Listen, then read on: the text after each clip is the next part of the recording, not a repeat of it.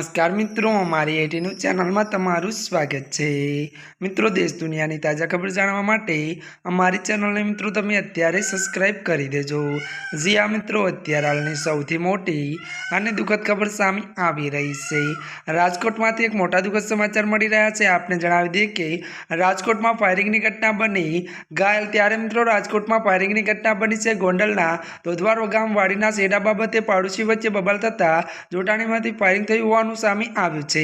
વધુ જણાવી દઈએ કે કોળી ત્યારે મિત્રો ઠાકોર વિકાસ નિગમ પૂર્વ ચેરમેન ભૂત ત્યારે મિત્રો ભૂપતભાઈ ડાભીભાઈ જોટામાંથી ત્યારે ફાયરિંગ કર્યું છે।